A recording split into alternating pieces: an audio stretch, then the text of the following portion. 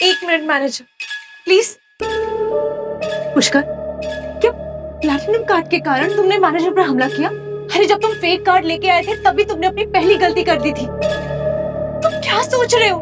तुम्हें थोड़ी भी अकल बाकी है क्या? क्या तुमने पहले ही सोच लिया था कि तुम मेरी पार्टी खराब करके रहोगे? पुष्कर ने बड़ी ही मासूमियत से उर्वी को देखा, जैसे वो शिकायत कर रहा था कि उर्वी को पूरी बात जाने बिना उस पर इतना बड़ा इल्जाम नहीं लगाना चाहिए था।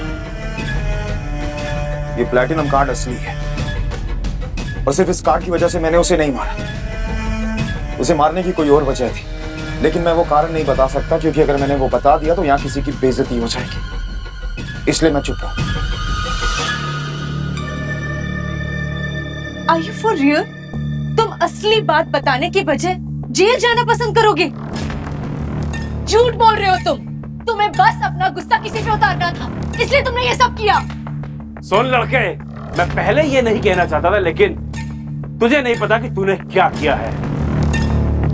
सब लोग गौर से सुनो। ये बदतमीज लड़का हमारे क्लब में काम करने वाली लड़की को जबरदस्ती बाथरूम में खींच रहा था।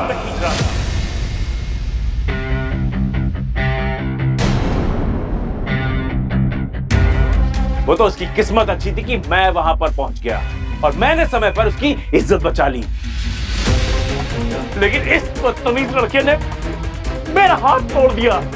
जब सबने ये सुना तो सभी लोग चौंक गए। उन्हें उम्मीद नहीं थी कि पुष्कर ऐसा आदमी होगा। यहाँ तक कि उर्वी और उसके सभी दोस्त भी शॉक थे। किसी को यकीन नहीं आ रहा था कि पुष्कर कब से इतना बददिमाग हो गया। तभी उर्वी की दोस्त शिखा ने चीखते हुए कहा, इम्पॉसिबल, पुष्कर ऐसा कर ही नहीं सकता। शिखा को विश्वास नहीं था कि पुष्कर ऐसा कर सकता था। जब से वो पुष्कर से मिली थी उसे इतना तो समझ आ गया था कि वो कोई कैरेक्टरलेस लड़का नहीं था। हाँ, इट्स इम्पॉसिबल। पुष्कर ऐसी हरकत कर ही नहीं सकता। अरे 2 ड्रिंक पीने के बाद इसने एक हॉट सी लड़की को देखा और अपने होश खो बैठा, और इसे ऐसा करता हुआ मैंने खुद अपनी आंखों से देखा है। वो तो अच्छा है कि वो लड़की अभी भी इस क्लब में मौजूद है और मैं उसे ही बाहर बुलाता हुआ। कल्पना,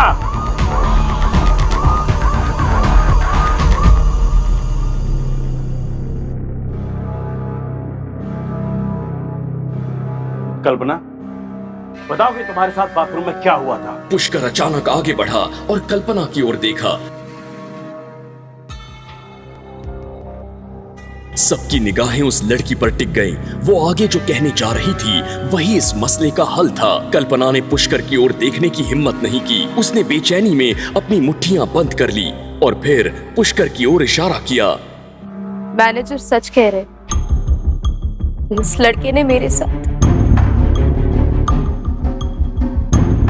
ये मुझसे मेरा नंबर मांग रहा था, और जब मैंने इसे नंबर देने से मना कर दिया तो ये जबरदस्ती मुझे बाथरूम में ले गया और इसने मेरे साथ जबरदस्ती करने की कोशिश की।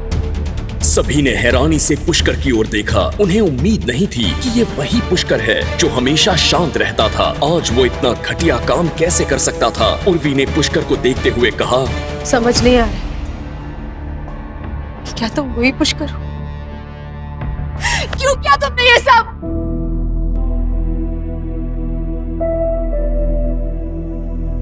हे भगवान, ये सच में छोटी सोच वाला एक छोटा इंसान है जिसकी हरकतें भी इतनी गंदी है। मैंने कभी नहीं सोचा था कि पुष्कर ऐसा लड़का होगा। सिर्फ 2 ड्रिंक लेके तुम इतने नशे में हो गए? ऐसा काम करने में तुम्हें जरा भी डर नहीं लगा? ये कितना शॉकिंग है। ऊपर से तुमने मैनेजर का हाथ भी तोड़ा। बहुत खूब। हमारे कॉलेज के लिए ये कितनी अपमानजनक बात है। पुष्कर ने ये सब कुछ सुना। उसने कल्पना को दुखी होकर देखा जिसकी हालत बहुत खराब थी। ये इंसान की प्रवृत्ति कभी नहीं सुधरेगी। इसकी कोई न कोई मजबूरी रही होगी।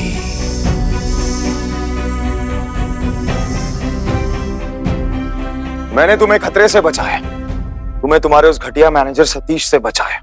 अगर तुम मुझे थैंक्स नहीं बोल सकती थी तो कम से कम तुम्हें मुझ पे ये दोष नहीं लगाना चाहिए था। तुमने वास्तव में मुझे फंसा दिया है और इसका अंजाम तुम जरूर भुगतोगी। ये क्या कर रहे हो तुम?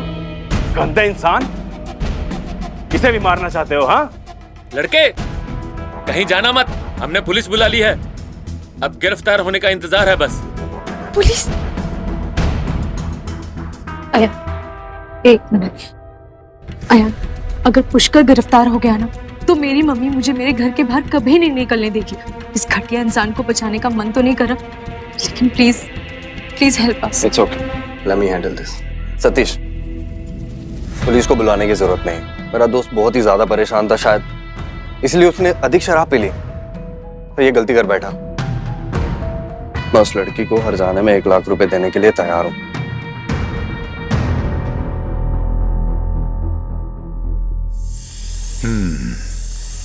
ये भला इंसान लग रहा है।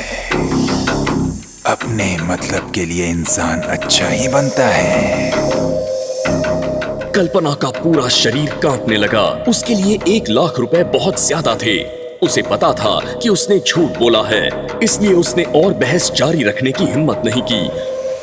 पैसे नहीं चाहिए मुझे, पैसे बहुत है मेरे पास।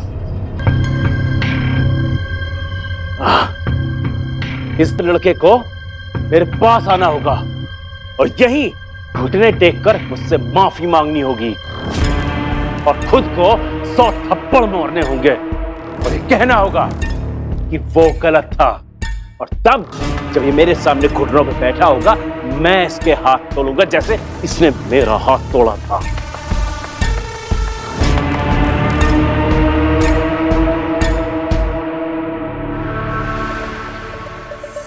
अहम इंसान की बुद्धि भ्रष्ट कर ही देता है। ऐसा क्यों होता है?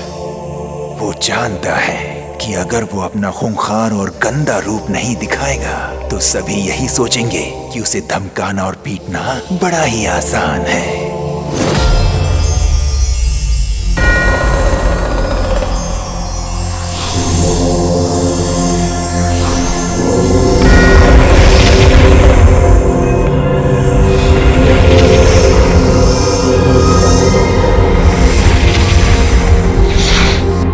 घटिया इंसान, आज तू मरेगा।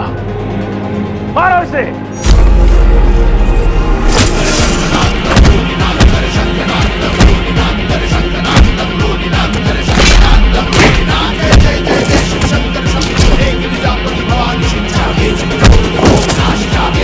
ये सब देख रहे कई बड़े लोग आगे बढ़े, लेकिन पुष्कर ने उन सभी को बहुत मारा।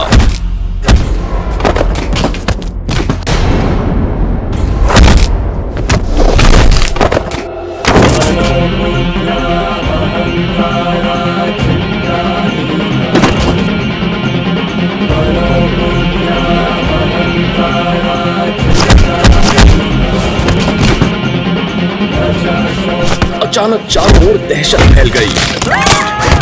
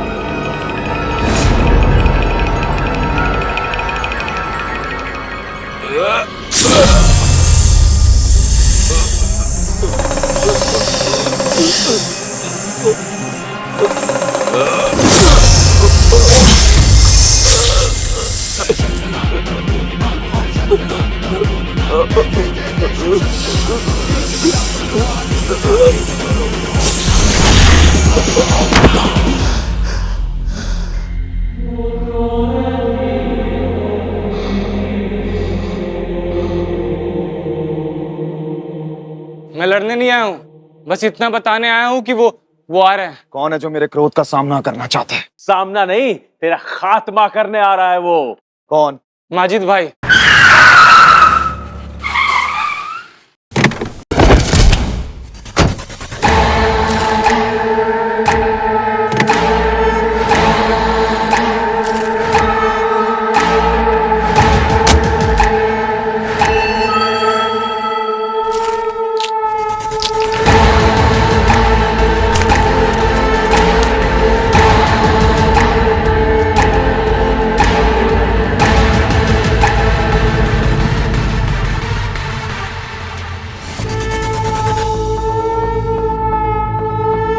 तभी कुछ ऐसा हुआ जिसे देख वहां मौजूद किसी को भी अपनी आंखों पर यकीन नहीं हुआ।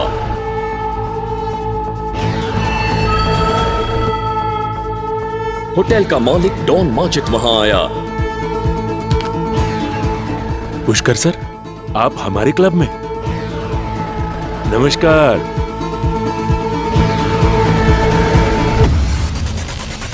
आखिर आपने मेरा दिया हुआ प्लेटिनम कार्ड पहली बार इस्तेमाल कर ही लिया। बॉयज, सर के लिए चेयर लेके आओ।